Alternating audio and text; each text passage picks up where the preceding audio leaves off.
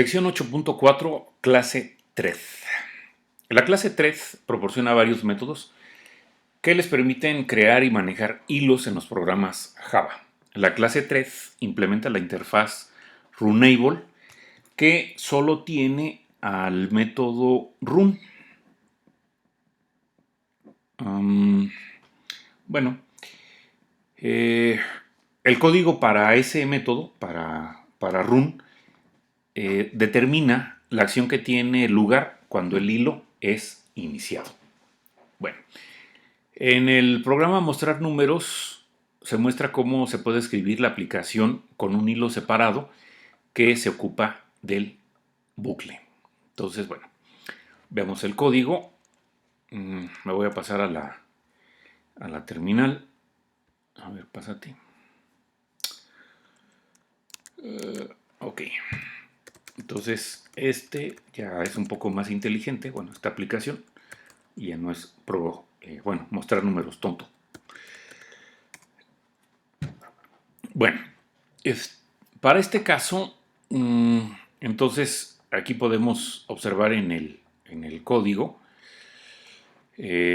donde está la expresión lambda que se estaría ejecutando cuando se pulse el botón iniciar. Podemos observar que en la línea que tiene el número 19 se está declarando una variable de tipo thread con el nombre hilo1. ¿Si era esta? Bueno, creo que sí.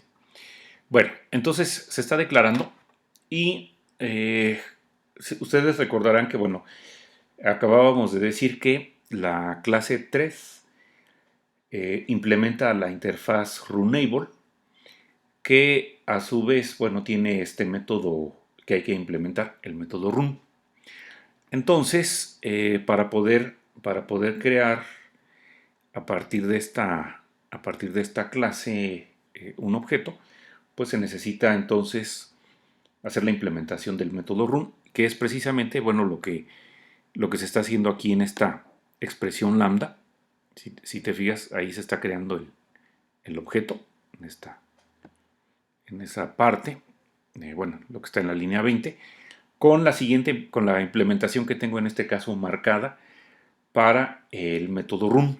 Entonces, a ese método run pues no hay que pasarle nada, por lo tanto entonces aquí tenemos pues unos paréntesis vacíos y nuestra expresión, bueno, pues contiene pues precisamente lo que se estaba haciendo hace un momento en aquella aplicación que no la podíamos parar, pues que era declarar una variable local de tipo entero con el valor de 0.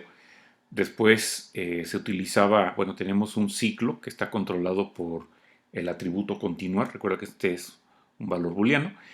Y en la línea 23, bueno, se estaba mostrando el valor que tiene contador sin hacer salto de línea. Después se incrementaba en 1 contador. Y cuando contador llegaba, bueno, pasaba de 9, entonces esta condición que está aquí para esta estructura de selección se cumplía y por lo tanto, bueno, pues el contador era puesto nuevamente a 0, reiniciado, y se generaba, bueno, y se hacía un salto de línea para entonces separar cada 10 dígitos, bueno, cada 10 dígitos estuvieran en una línea, ¿verdad? Bueno, entonces se declaró y se creó un hilo entre lo que es la línea 19 hasta la línea 31, ¿verdad? Y después en la línea 32, bueno, el paso previo pues fue simplemente preparar el hilo o dejarlo en listo. Y ya después se inicia mediante utilizando el método start del hilo que se acaba de crear, ¿verdad? Entonces, pues eso es todo lo que se estaría haciendo. Aquí hay que observar que, bueno, podemos en un momento dado tener expresiones lambda anidadas, ¿verdad? Como se puede ver. Tenemos la expresión lambda, la principal, bueno, que fue para poner lo que queríamos hacer para cuando se pulsara el botón de iniciar. Y tenemos otra expresión lambda para, en este caso, decirle cuál es el hilo perdón, cuál es el código que se quiere ejecutar cuando el hilo se eche a andar. Bueno, y recuerda, fíjate, aquí podemos ver aquello que estábamos comentando, que estos son subprocesos o procesos ligeros, porque están compartiendo, entre otras cosas, lo que son datos. Eh, Esta variable continuar, ¿de dónde viene? Pues viene del proceso sí, del proceso principal, y que es un atributo, ¿verdad? Y ese atributo, bueno, se está utilizando dentro de este hilo, bueno, dentro del código que se está poniendo para hilo 1, ¿no? Bueno, entonces, y ya el resto del código, pues es el que habíamos visto hace un momento, ¿no? Entonces, si ustedes ejecutan este código, voy a poner Java, mostrar números. O sea, en principio, pues va a ser lo mismo, ¿verdad? Pero ya tiene algo que pues lo hace diferente al que estábamos viendo hace un momento. Aquí voy a pulsar el botón de iniciar y ahí está, ¿verdad? Entonces, ahora sí puedo utilizar el botón parar y efectivamente se detiene porque este botón parar, pues entonces que está bueno, que es el proceso principal, le cambia, bueno, al momento de que responde al botonazo o a la pulsación del botón parar, pues cambia el valor de la variable booleana continuar, ¿verdad? Y por supuesto que, bueno, si aquí vuelvo a pulsar el botón de iniciar, pues se reanuda la ejecución de estar mostrando eh, pues los dígitos del 0 al 9, ¿verdad? Bueno.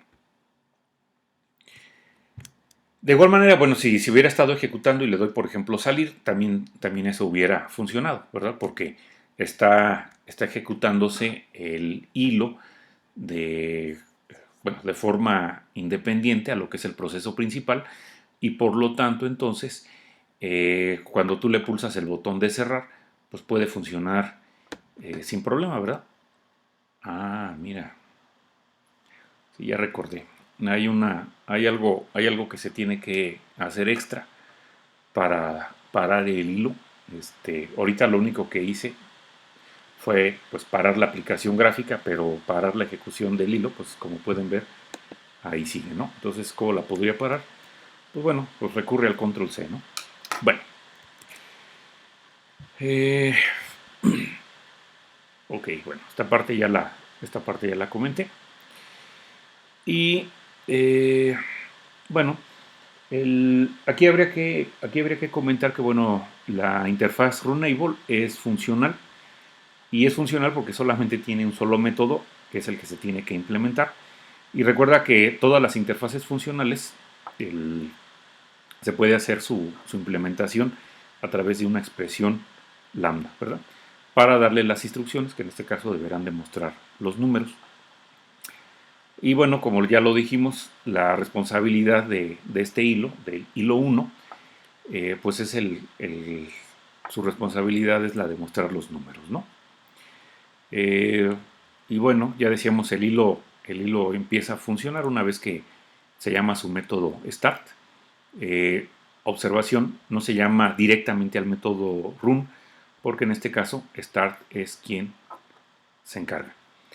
Cuando ya el hilo se inicia y se ejecuta, y a través de la división del tiempo, bueno, la aplicación hilo es ejecutada también. Recuerda que pues ahí el procesador, entre otras cosas más, pues va a estar atendiendo pues precisamente la ventana gráfica y lo que es el hilo. Y de esa manera, pues entonces los eventos que se generen en la ventana van a poder ser escuchados. Y entonces eso permite que cuando utilices el botón parar, pues efectivamente la aplicación termine. Bueno,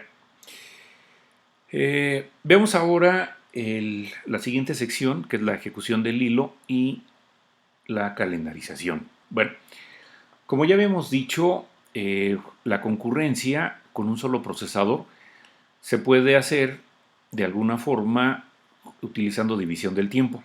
A cada proceso o hilo se le da un poco de tiempo y a esa cantidad de tiempo, bueno, se le denomina como cuánto o quantum. Eh, y luego, pues hay otro proceso o hilo, eso ya allá lo decide, decíamos, el sistema operativo o la máquina virtual de Java, para pues, ver a quién le toca, ¿no? Bueno, eh, resulta ser que pues hay algunos problemas algo complejos, resultado del proceso, bueno, división, de la división de tiempo que se hace para hacer uso del procesador. Por ejemplo, ¿qué sucede si un proceso que actualmente tiene el CPU no puede continuar porque está esperando alguna entrada? No sé, a lo mejor le pidió un dato al usuario. O quizá está esperando que un dispositivo externo, como una impresora, esté disponible. A lo mejor la impresora está apagada o no está eh, conectada a la red, qué sé yo. Cuando surgen nuevos procesos, la pregunta es, ¿cuándo les toca su turno? Otra pregunta es, ¿deberían todos los procesos tener la misma cantidad de tiempo en el procesador? ¿O debería haber alguna forma de priorizar? Bueno, estas respuestas a esas preguntas pues no se consideran en este capítulo. Sin embargo, es importante entender que la responsabilidad de organizar todo esto recae en el sistema operativo. En el caso de programas Java de hilos múltiples, esto se lleva a cabo junto con la máquina virtual de Java. Los diferentes sistemas pues utilizan diferentes algoritmos de calendarización para decidir el orden en el cual los hilos o procesos concurrentes se les permite tiempo del CPU. Esto está oculto al usuario y al programador. En el caso de una aplicación, como el programa contador que vimos hace un momento, de lo único que se puede estar seguro es del hecho de que un hilo tiene que completar un quantum en el CPU antes de que otro hilo tenga su turno. Sin embargo, no se puede predecir la cantidad de tiempo que se asignará a cada hilo. Para ilustrarlo, eh, vamos, a, vamos a agregar otro hilo a las instrucciones del botón iniciar en el método setOnAction. Entonces, bueno, lo que se está haciendo pues es algo muy parecido que el primer hilo, nada más que ahora en vez de estar mostrando del 0 al 9, pues se van a mostrar los caracteres de la A a la J. ¿Cómo se hace eso? Bueno, hay una variable, otra vez contador, que está iniciada en 0. Curiosamente, bueno, entre la A y la J hay 10 letras. Y entonces se va a mostrar en la pantalla el valor de 65 más lo que tenga contador, convirtiéndolo, porque esta suma que tengo aquí pues me devuelve un entero. Recuerda que contador pues tiene el valor bueno, es del tipo int, y 65 pues también es un tipo int. Entonces, bueno, la suma de dos ints te da un int, y entonces se convierte este int a un tipo char. Y bueno, ¿qué representa en este caso el 65? Bueno, el 65 es el código que le corresponde a la letra A. Entonces, si al código de la letra A, por ejemplo, le sumas 0 y luego conviertes ese código a un carácter, pues te da la letra A, y así sucesivamente, ¿verdad? Cuando tienes el 1, bueno, cuando el contador tiene 1, pues entonces te daría la letra B, y así sucesivamente. Después de que se muestra en la pantalla el carácter, bueno, simplemente se incrementa contador, y bueno, la condición, bueno, hay una estructura de selección para decidir en qué momento el contador vuelve a ser reiniciado y para mostrar lo que es el salto de línea. Entonces, se declara y se crea un hilo nuevo, y después, bueno, como ya habíamos dicho, se requiere hacer la llamada al método start de ese hilo para echarlo a andar, ¿sí? Bueno, y de esta manera, bueno, pues entonces tú tienes dos hilos, los cuales se van a estar ejecutando concurrentemente. Veamos que efectivamente esto así sucede. Y por aquí tengo la aplicación. Esta se llama dos números, dos hilos. Ajá. Entonces, bueno, pues aparece en mi ventana. Pulsas en el botón iniciar y le voy a parar. Aquí podemos observar que, bueno, pues no se distribuye de manera pues uniforme el tiempo del procesador, porque, por ejemplo, aquí podemos ver que en esta parte pues se estuvo haciendo más la tarea del primer hilo. Después aquí se le prestó tantito el procesador al segundo hilo y así está de chistoso, ¿no? Entonces, pues es cierto lo que se estaba comentando acá en las notas. Pues no se puede predecir la cantidad de tiempo que se estaría asignando a cada hilo. Ujú. Bueno, eh, veamos ahora cómo podemos trabajar o sincronizar hilos. Déjenme nada más primeramente parar el otro proceso que está ahí, acá ejecutándose. Lo voy a dar parar. Ah, bueno, ya le había dado parar, perdón, cerrarlo. Ahí está. Bueno, vemos ahora la sincronización de hilos. Bueno, decíamos que en circunstancias normales el comportamiento de dos o más hilos ejecutándose concurrentemente pues no está coordinado y no se puede predecir a cuál hilo se le va a asignar tiempo del CPU en un momento dado. Este comportamiento no coordinado se conoce como comportamiento asincrónico. Pero hay ocasiones que se requiere que dos o más hilos o procesos que se ejecutan simultáneamente, se encuentren coordinados. Y si no lo estuvieran, se podrían tener algunos problemas serios. Hay varios ejemplos de esto.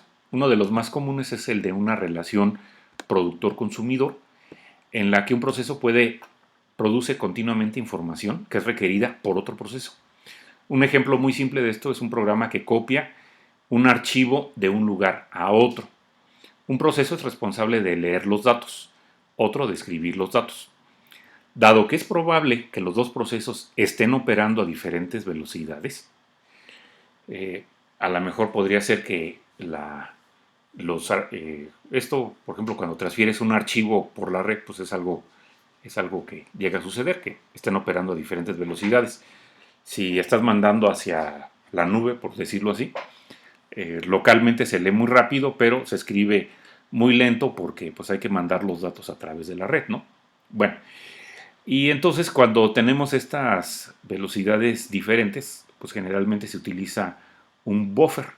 Este buffer pues no es otra cosa más que un espacio en la memoria donde los datos que se han leído se ponen en cola mientras se espera que el proceso de escritura acceda a ellos y luego se eliminen de la cola, ¿sí? Entonces hay un proceso que está encargándose de colocar en ese buffer de memoria los datos y hay otro proceso que está sacando los datos que están llegando a esa memoria para poderlos escribir y una vez que han sido escritos, pues entonces se libera ese espacio.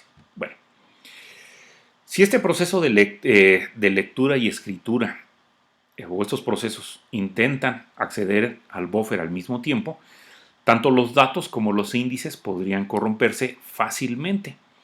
En una situación como esta, bueno, se necesitaría tratar las partes del programa que acceden al buffer como secciones críticas, es decir, secciones a las que un solo proceso, bueno, puede acceder a la vez. La implementación de secciones críticas se conoce como exclusión mutua y Java proporciona un mecanismo para la implementación de la exclusión mutua en programas de hilos múltiples. Bueno, para este material pues no vamos a entrar en esos detalles sobre cómo se hace la implementación, porque pues este tema de programación concurrente pues es bastante amplio. Solamente se pretende explicar los mecanismos que se encuentran disponibles en Java para coordinar el comportamiento de los hilos. Java proporciona la creación de un monitor, que es un mecanismo por el cual un método puede ser accedido por un solo hilo a la vez. Esto implica el uso del modificador synchronize en la cabecera del método. Este es un modificador que se puede montar entonces ahí en la cabecera del método. Y por ejemplo, una clase buffer, en el ejemplo anterior, podría tener un método, vamos a pensar que así se llama nuestra clase, que tuviera un método que se llama read. Y entonces, para evitar o hacer que el método read sea solamente accedido por un solo hilo, entonces le pones este modificador synchronize. Y entonces, con este modificador, bueno, pues tan pronto como algún objeto invoca este método, pues se le pone un candado. Esto significa que ningún otro objeto puede acceder a él hasta que haya terminado de ejecutarse. Sin embargo, esto puede causar un problema conocido como espera activa. Esto significa que el método que está siendo ejecutado por un hilo en particular tiene que dar vueltas hasta que se cumpla alguna condición y como consecuencia pues, el tiempo del CPU es usado solamente para mantener al hilo dando vueltas y vueltas en este ciclo hasta que llegue el momento. Pues eso de estar cuidando pues no es muy eficiente. Por ejemplo, si tenemos los métodos de esta clase que estábamos comentando, imaginaria, buffer, read y write, el método read no podría colocar ningún otro dato en el buffer de memoria si el buffer estuviera lleno. ¿Están de acuerdo?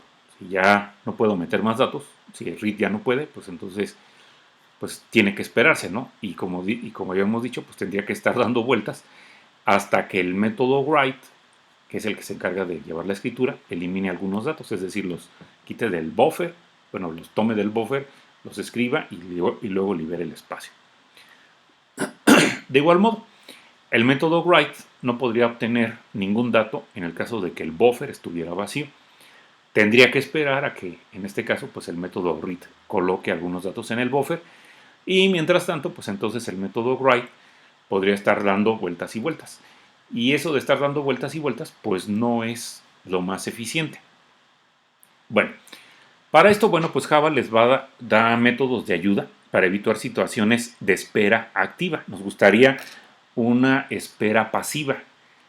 La espera activa, bueno, se denomina activa porque pues está yendo a revisar si ya puede, si ya puede y si ya puede.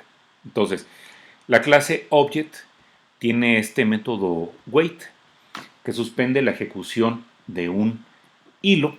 Eso quiere decir que lo quita de los procesos que deba de ejecutar el CPU hasta que reciba un mensaje de otro hilo que le dice que se despierte. Eh, eso para indicar o decirle que se despierte, bueno, se utilizan los métodos notify y notify all, también de la clase all, perdón, de la clase object, para hacer para ese propósito. Bueno, el uso sensato de estos métodos del wait y notify all, pues permite a los programadores pues, evitar situaciones de espera activa. Bueno,